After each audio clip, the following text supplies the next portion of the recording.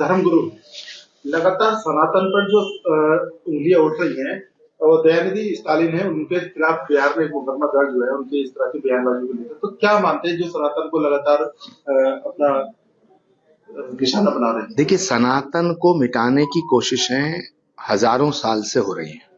सनातन ना मिटा है न मिटेगा। जहां तक सवाल है स्टालिन का, डीएमके का या किसी और नेता का, तो ये सब हर युग में आसुरी शक्तियां होती हैं। ये आज के दौर में भी आसुरी शक्तियां हैं। इनका काम ही विघ्न डालना है। पहले आपने धर्म ग्रंथों में, किताबों में कहानियां पढ़ी होंगी कि कोई ऋषि मुनि महात्मा यज्ञ कर रहे हैं तो उस यज्ञ हवन को, उस हवन कुंड को छिन्न भिन्न कर देते थे, तोड़ देते थे, है ना।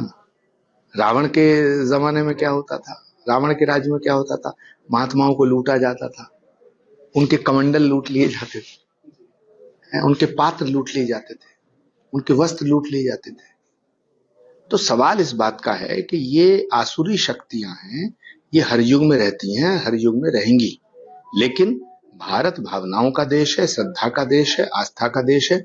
सनातन पूरे विश्व में एक ऐसा धर्म है जो किसी को भी ठेस पहुंचाने की अनुमति नहीं देता, जो चींटी को मारने की भी अनुमति नहीं देता, जो कहता है कि अयम निजे परोवेति गणना लघु चेतसाम उदार चरित नान्तो वसुधैव कुटुम्बकम। पूरी वसुधा एक परिवार है, ये उद्घोषणा करता है। जो विश्व बंधुत्व का सूत्र देता है वो सनातन है। जो सत्य है, जो शाश्वत है, वही सनातन है। सनातन को कभी ना मिटाया जा सकता है और ना मिटाया जाएगा। सर, ये केंद्र सरकार ने अब लागू कर दिया है सीएए को लेकर, क्या बयान है? इस तरह से देखा जा रहा है कि लगातार लोग बयानबाजी इसको कर रहे हैं, तो क्या मानते हैं सीएए को लेकर? देखिए, विपक्ष को ये पता ही नहीं है कि वो सीएए का विरोध क्यों कर रहा है। विपक्ष के सारे नेता चिल्ला चिल्ला के एक बात कह रहे हैं कि साहब, सीएए कानून के लागू होने से हिंदुस्तान में रहने वाले किसी भी आदमी पर कोई फर्क नहीं पड़ेगा। जब भारत के नागरिक पर कोई प्रभाव ही नहीं पड़ेगा तो इसका विरोध क्यों? सारा का सारा विपक्ष कंफ्यूज है।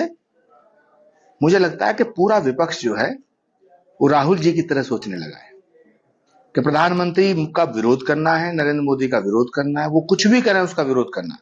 तो विपक्ष को इस मानसिकता से बाहर आना चाहिए। In the interest of nation, देश के हित में यदि कोई कानून अच्छा है तो उसका सपोर्ट करना चाहिए, समर्थन करना चाहिए। दुश्मन भी अगर अच्छी बात कहे तो उसका समर्थन करना चाहिए। लेकिन दुर्भाग्य है, विडंबना है इस देश के लोकतंत्र की, पूरा का पूरा विपक्ष अपनी सोच समझ खो चुका है।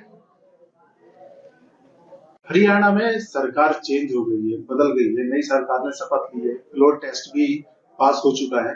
वहां के जो पूर्व गृह मंत्री है उनका कहना है कि मैं रहूंगा और मैं भाजपा की सेवा करता रहूंगा। मोदी है तो मुमकिन है। मुख्यमंत्री कब कौन बनेगा और कौन मुख्यमंत्री पद से कब हटेगा,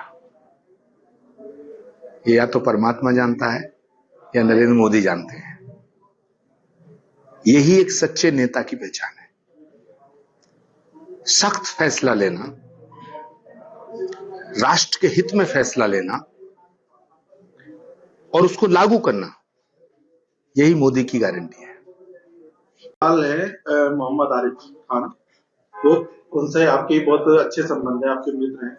उनका कहना है कि महात्मा गांधी और जवाहरलाल नेहरू के दौर में 1947 में ही सीए लागू होना तय हो चुका था, लेकिन ये सरकार भी करेगी। देखिए, जवाहरलाल नेहरू और महात्मा गांधी पर बोलने की स्थिति में मैं नहीं हूं। पंडित जवाहरलाल नेहरू देश के पहले प्रधानमंत्री थे। मैं उनका बड़ा सम्मान करता हूं। पूरे देश को उनका सम्मान करना चाहिए, क्योंकि प्रधानमंत्री किसी एक पार्टी का नहीं होता, पूरे देश का होता है। क्या परिस्थितियां रही, क्या रही होंगी, ये वो दौर था। लेकिन आज का दौर जो है, इसमें प्रधानमंत्री नरेंद्र मोदी जो फैसले ले रहे हैं वो देश के हित में बहुत अच्छे हैं और मैं उनका समर्थन करता हूं। कांग्रेस की जो यात्रा निकल रही है, भारत जोड़ो यात्रा, क्या मानते हैं इससे कितना फायदा कांग्रेस को हो सकता है? कांग्रेस की शव यात्रा निकल चुकी है, न्याय यात्रा की बात क्यों करते हैं?